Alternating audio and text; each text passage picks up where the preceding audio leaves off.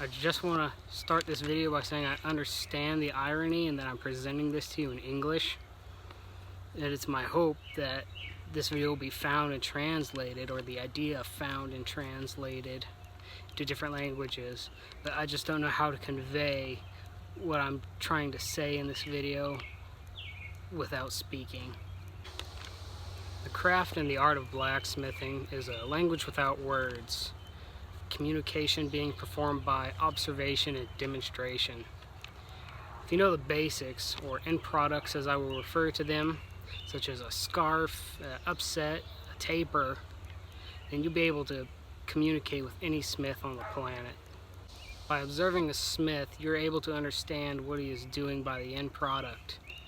What I mean by that is, you may not know the how or why he's working the iron the way he is until he's finished and you see that it is a taper, for example. Now, using tapers as an example, there are many different ways to make a taper: over the horn, over the edge of the anvil, on the flat of the anvil, using a peen or a fuller, but they all lead to the same end product, a taper. The reason a smith chooses a certain method to produce an end product, tapers as an example again, could be many. Could be because it's the most efficient way, the quickest way. It could be not important or non-critical at that time in making the piece. Could give you the highest degree of surface finish, or it could be the only way he knows or the way he was taught.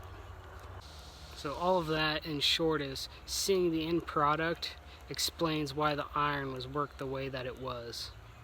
A recent example of me personally using the language of blacksmithing to understand something was I was watching Sam Towns, bladesmith, demonstrate the Lin-Re forging technique. I'd never heard of this person before or seen anything like this beforehand. I had no idea why he was forging the way he was, as it all seemed backwards to what I knew, until he was almost finished with the end product, and that was bevels. It was a very quick, efficient technique for forging in bevels on a knife. Once I saw that, that explained why he was working the steel the way that he was. This now leads us to another part of the language of blacksmithing. So far we've been using end products that we know to explain why pieces were forged the way they were. And now, with a fuller, broader understanding of different methods for producing a certain end product, we can now predict what an end product is going to be by the way the iron is being worked, what the smith may do with the piece next.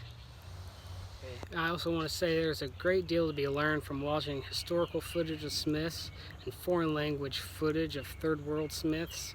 The methods and techniques they employ are usually the fastest and most efficient, and they don't waste time, fuel, or other resources, making their work aesthetically pleasing. In the description, I've linked several videos for you to apply what I've taught, but one I feel speaks the most is the one titled 1935 German Blacksmith. I've also seen it titled Schmieden in Deutschland. In the video, they produce beautiful and complex ironwork that would leave many, including myself, scratching their heads as to how they were made. Watching the video and using the language of blacksmithing, I quickly realized that the complex was simply basic end products repeated, added to, subtracted from, or performed in a specific order.